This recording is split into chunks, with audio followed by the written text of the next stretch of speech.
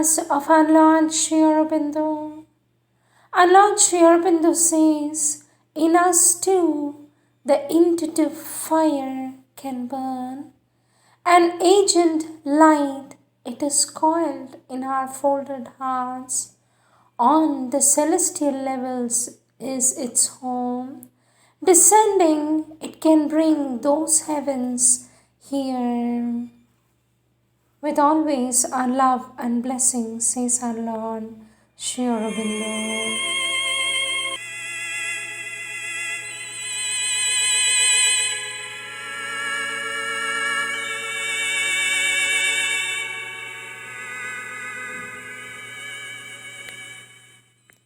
Sri Aurobindo Savitri. Book 2, the Book of the Traveller of the World. Canto 1, The World Stare, page 108. The eternal stillness saw in unmoved joy His universal power at work, display in plots of pain and dramas of delight, the wonder and beauty of her will to be. All, even pain, was the soul's pleasure here. Here, all experience was a single plan, the thousandfold expression of the One. All came at once into his single view. Nothing escaped his vast, intuitive sight. Nothing drew near he could not feel as skin. He was one spirit with that immensity. Images in a supernal consciousness, embodying the unborn who never dies, the structured visions of the cosmic self, alive with the touch of being's eternity, looked at him like form-bound spiritual thoughts, figuring the moments of the ineffable. Aspects of being domed, world outline, forms that open moving doors on things divine, became familiar to his early sight. The symbols of the Spirit's reality, the living bodies of the bodiless, grew near to him, his daily associates. The exhaustless seeings of the unsleeping mind, letterings of its contact with the invisible, surrounded him with countless pointing signs, the voices of 1,000 realms of life, missioned to him her mighty messages. The heaven hints that invade our earthly lives, the dire imaginations dreamed by hell, which, if enacted and experienced here, our dulled capacity soon would cease to feel, or our mortal frailty could not long endure, were set in their sublime proportions there.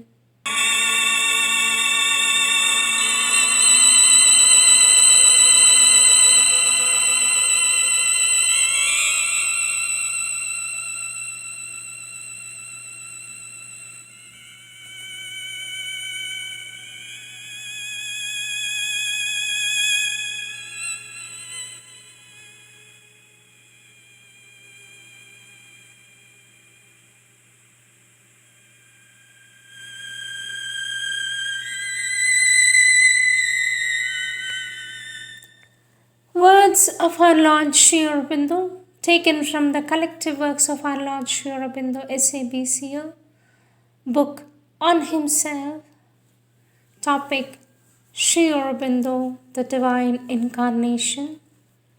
Subtopic: The Burden of Love, page 152. Our Lord Sri Aurobindo says, it is only divine love which can bear the burden.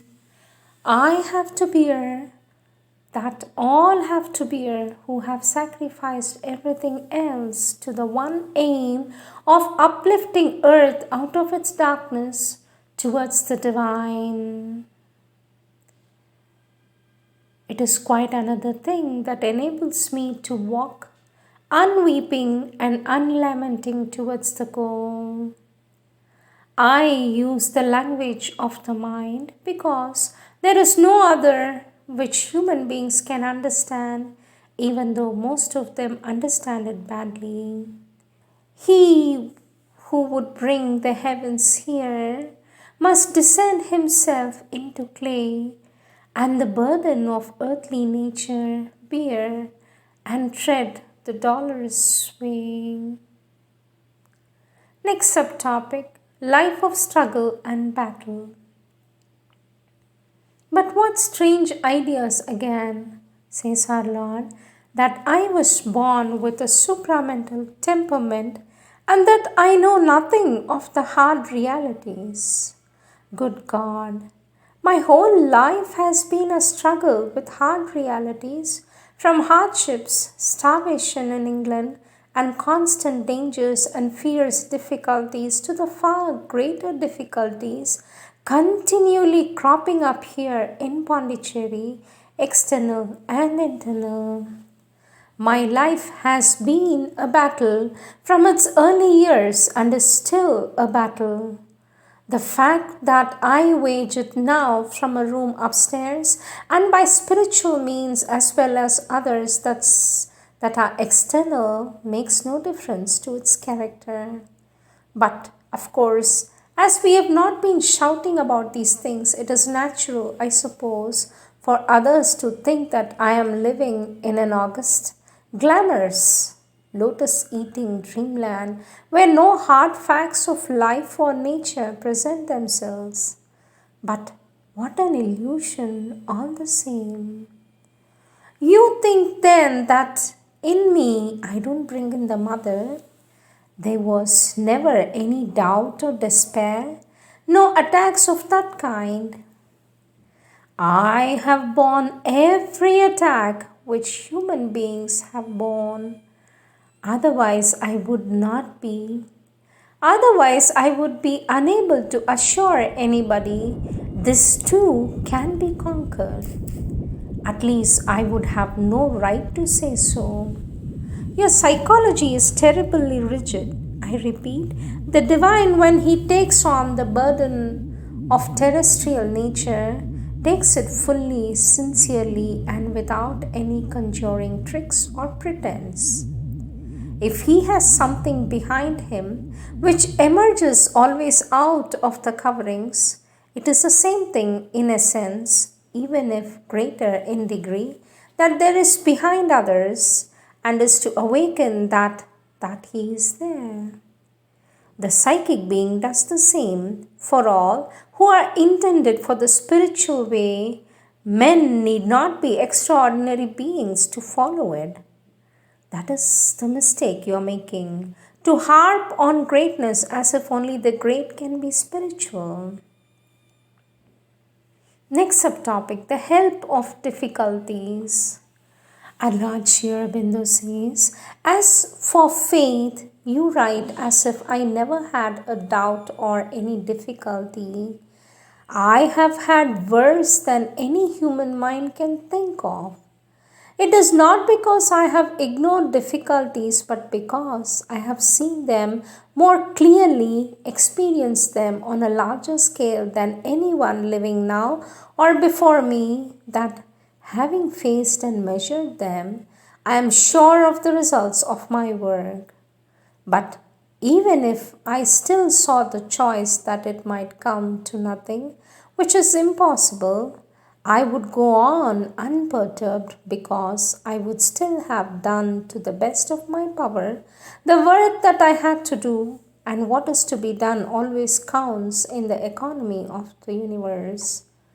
But why should I feel that all this come to nothing when I see each step and where it is leading, and every week and day? Once it was every year, month, and hereafter. It would be every day and hour bring me so nearer to my goal. In the way that one treads with a greater light above, even every difficulty gives its help and has its value, and night carries itself in the burden of the light that has to be gained. Next subtopic, living dangerously. Our Lord Sri Aurobindo says there is a covert in every human being, precisely the part in which insists on safety, for that is certainly not a brave attitude. I admit, however, that I would like safety myself if I could have it, perhaps. That is why I have always managed instead to live dangerously and follow the dangerous paths, dragging on my poor exes in my train. Next subtopic, storms and the sunlit way. And Lord Sri Aurobindo says, I quite agree with you in not relishing the idea of another attack of this nature. I am myself, I suppose, more a hero by necessity than by choice. I do not love storms and battles, at least on the subtle plane. The sunlit way may be an illusion, though I do not think it is, for I have seen people treading it for years, but a way. Next subtopic, the gospel of faith. Our Lord Sri Aurobindo says, fits of depression and darkness and despair are a tradition in the path of sadhana. In all yogas, oriental or occidental, they seem to have been the rule. I know all about them myself, but my experience has led me to the perception that they are unnecessary tradition and could be dispensed with if one choose. That is why whenever they come in you or others, I try to lift up before them the gospel of faith. If still they come, one has to get through them as soon as possible and get back into the sun. Next subtopic, the true way to understand Sri Aurobindo's action. Question, since it is the divine which does everything, what is the difference between ordinary happenings and those in which you are consciously active? Is there any essential difference between one happening which you simply foresee and one happening which you consciously direct? Since all happenings takes place in the divine consciousness, to foresee is for you to simply turn your attention towards them in such a way as to become conscious of them in the most external consciousness. And then what is the nature of your conscious action on them? For this, Lord Sri Aurobindo says, to answer your question, I would have to speak in terms of a consciousness to which the mind has no key, and at the same time try to explain its relation to the lower consciousness in which things are now happening. What is the use of doing this? The mind will ever understand nothing or misunderstand or think it has understood when really it has understood nothing. Or I would have to make up a mental answer to the question which would not be the real thing but just something to keep the questioning mind quiet. The true way to enter into these things is to still the mind and open to the consciousness from which things are done. Then you would first have a direct experience of the way the divine consciousness acts on different planes, and secondly, a light of knowledge about the experience. Next subtopic, disappointing world condition and the new creation. Question, I am disconcerted at what is happening in the world. Everywhere misery is rampant. People are losing faith in everything, and even the intellectuals like Tagore, Russell, and Roland are clamoring for an end of the age. How is that things should be marching headlong into a quagmire such as this? I sometimes fear that eventually you and the mother will retire into an extra cosmic samadhi, leaving the wicked world to sink or swim as best as it can. Perhaps that would be the wisest course. Who knows? For this Allah Shri Aurobindo says, I have no intention of doing so, even if all smash. I would look beyond the smash to the new creation. As for what is happening in the world, it doesn't upset me because I know all along that things would happen in that fashion. And as for the hopes of the intellectual idealists, I have not shared them, so I am not disappointed. Next subtopic: Darkness before dawn. And Lord Sri Aurobindo says the extreme acuteness of your difficulties is due to the yoga having come down against the bedrock of inconscience, which is the fundamental basis of all resistance in the individual and in the world, to the victory of the spirit and the divine work that is leading towards that victory. The difficulties themselves are general in the ashram as well as the outside world. Doubt, discouragement, diminution or loss of faith, waning of the vital enthusiasm for the ideal, perplexity and a baffling of the hope for the future are the common features of the difficulty. In the world outside, there are much worse symptoms such as the general increase of cynicism, a refusal to believe in anything at all, a decrease of honesty, an immense corruption, a preoccupation with food, money, comfort, pleasure, to the exclusion of higher things, and a general expectation of worse and worse things awaiting the world.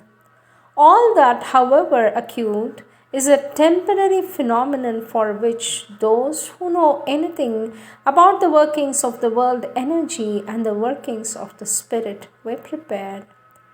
I myself foresaw that this verse would come, the darkness of night before the dawn. Therefore, I am not discouraged. I know what is preparing behind the darkness and can see and feel the first signs of its coming. Those who seek for the divine has to stand firm. Those who seek for the divine have to stand firm and persist in their seeking. After a time, the darkness will fade and begin to disappear, and the light will come. Next subtopic: the present effort. If I had been standing on the supermind level and acting on the world by the instrumentation of the supermind, says our Lord, that world would have changed or would be changing much more rapidly and in a different fashion from what is happening now. My present effort is not to stand up on a high and distant supermind level and change the world from there, but to bring something of it down here and to stand on that and act by that.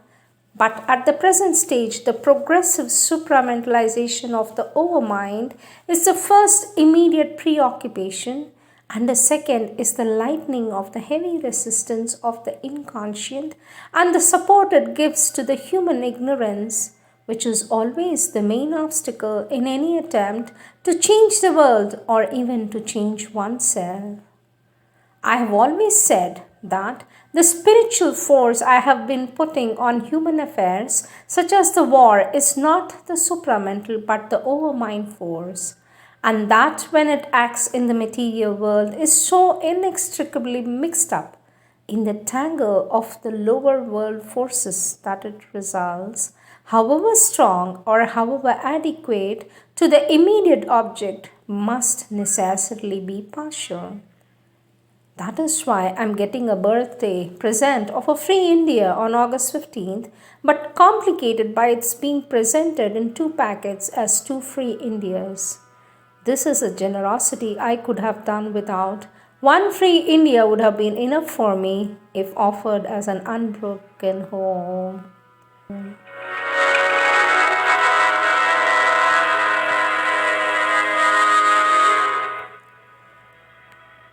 The outer guidance and the inner help.